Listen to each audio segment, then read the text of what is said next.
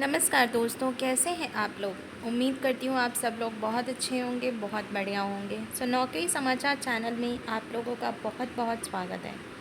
चलिए आज हम बात करने वाले हैं AMCA। भारत 2035 तक बना पाएगा यह फाइटर जेट।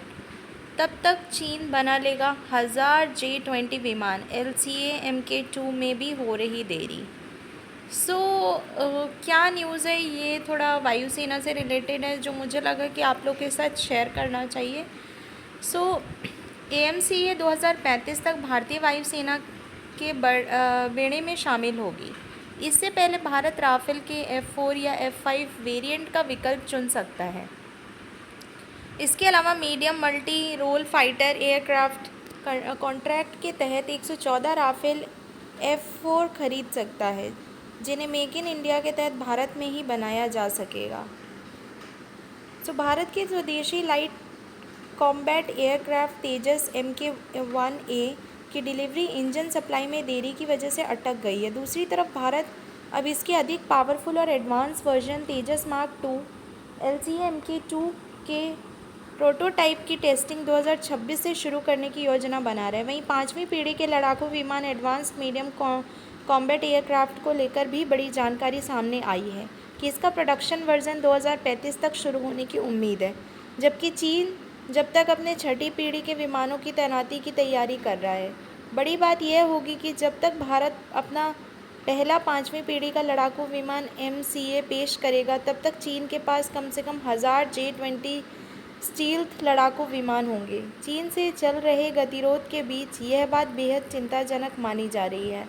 DRDO में LCA Mk2 को लेकर हुई बात। अमर उजाला को वायुसेना सूत्रों से मिली जानकारी के मुताबिक पिछले शुक्रवार को DRDO भवन में DRDO के अध्यक्ष समीर कामत की अध्यक्षता में एक उच्च स्तरीय बैठक हुई थी, जिसमें भारतीय वायुसेना के उप प्रमुख एयर मार्शल आशुतोष दीक्षित के साथ LCA Mk2 के विकास कार्यक्रम को लेकर चर्चा की गई।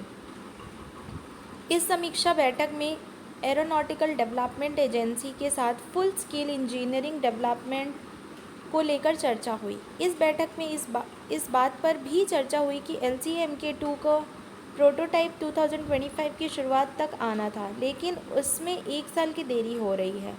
इसकी वजह इंजन सौदे से जुड़ी स्वीकृति धनराशि जारी होने में हो रही देरी को माना जा रहा है।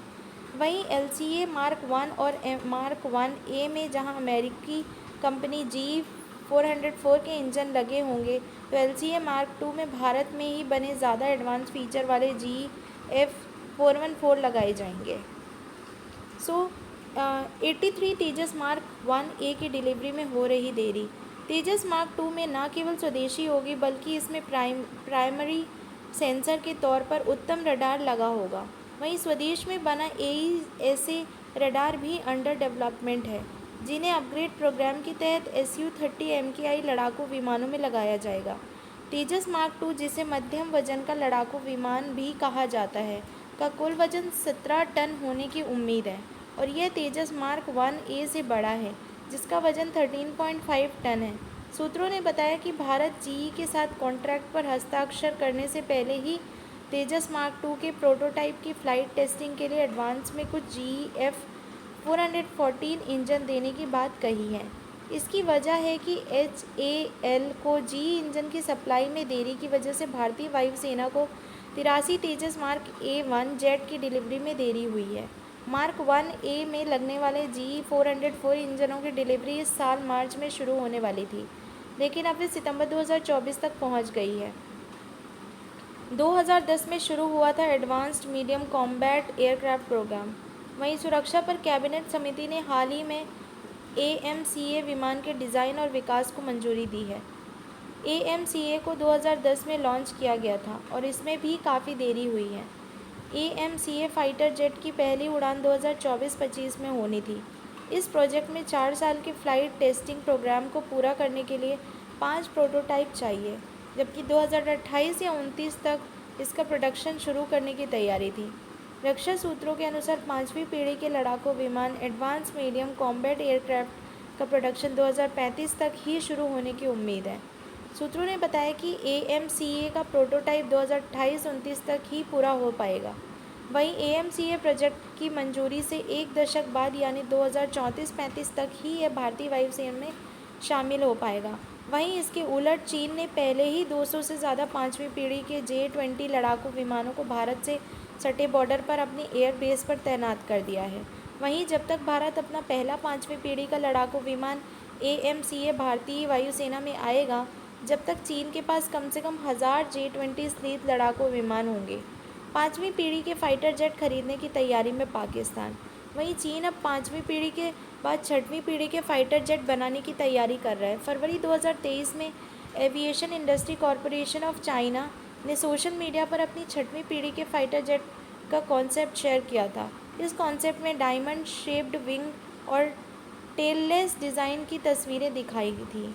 वहीं भारत को खतरा अकेले चीन से नहीं बल्कि पाकिस्तान ने भी 5वीं पीढ़ी के J-31 विमान खरीदने के लिए चीन से संपर्क साधा है और उसे ये विमान 2029 की शुरुआत में मिल सकते हैं।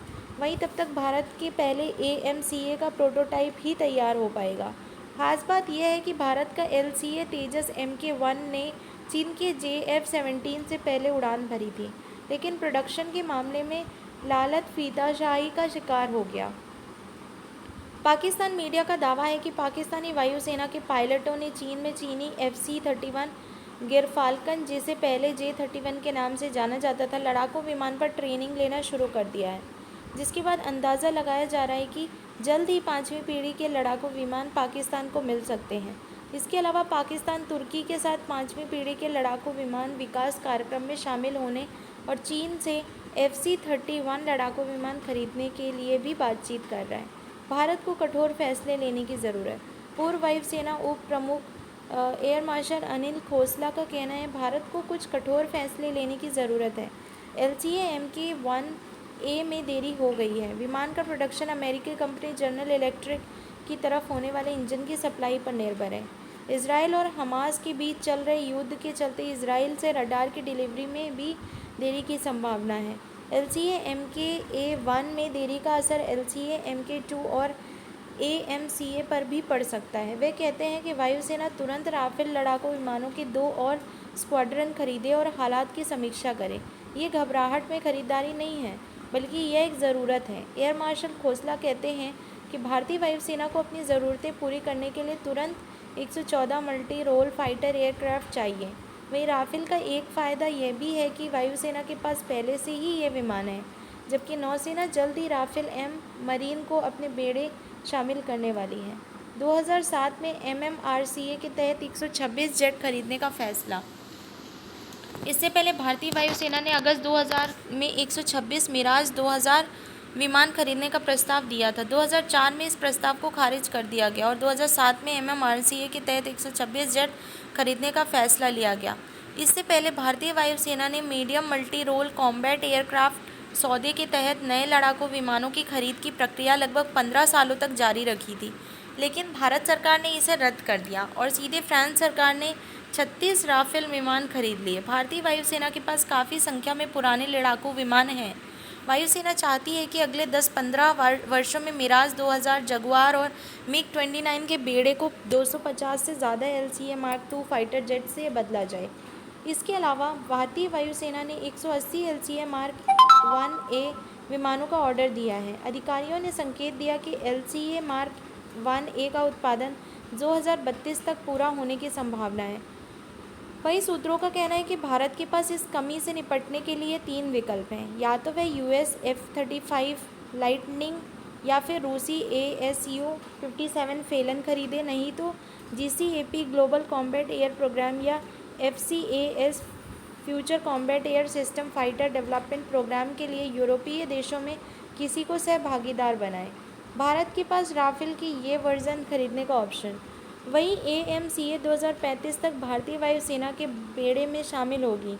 इससे पहले भारत राफेल के F-4 या F-5 वेरिएंट का विकल्प चुन सकता है।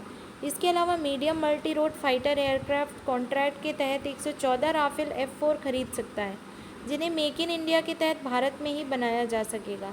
इसके अलावा सबसे एडवांस वर्जन राफेल F-5 खरीदने का भी ऑप्शन है। वर्तमान में भारतीय वायुसेना के पास 31 लड़ाकू स्क्वाड्रन हैं और अगले 1.5 दशक में इसके अधिकांश स्क्वाड्रन फेज आउट हो जाएंगे। जबकि भारत को 42 स्क्वाड्रन की ज़रूरत है। MiG-21 बाइसन और MiG-29 के स्क्वाड्रन 2025 और 2035 तक चरणबद्ध तरीके से रिटायर हो जाएंगे। 2019 में पाकिस्तान के खिलाफ बालाकोट स्ट्राइक करने वाले फ्रांसीसी लड़ाकू विमानों मिराज 2000 भी 2035 तक रिटायर कर दिए जाएंगे। ये कुछ विमानों को लेकर हमारे कंट्री में जो बातें चल रही हैं कि कौन सा विमान अपग्रेडेड अपनी एयरफोर्स डिफेंस के अंदर ऐड करना चाहिए, जो हमें अपने शत्रुओं से बचाने में पूरी तरीके से मदद करेगी। ये वीडियो आप लोगों के लिए आपके नॉलेज के लिए काफ़ी ख़ास थी, तो मुझे लगा आप लोगों को ये बताना चाहिए। उम्मीद करती हूँ वीडियो काफ़ी अच्छी लगी होगी। मुझे पता है वीडियो काफ़ी लंबी हो गई है, बट क्या करूँ, इतनी सारी इन्फॉर्मेशन मुझे ज़रूरी लगी कि मैं आप लोगों को बताऊँ। That's all guys for today in this part of the video. Thank you so much. और ऐसी वीडियो वॉच करने के लिए चैनल को डेफिनेटली सब्सक्राइब कर लें। That's all guys, thank you, love you all.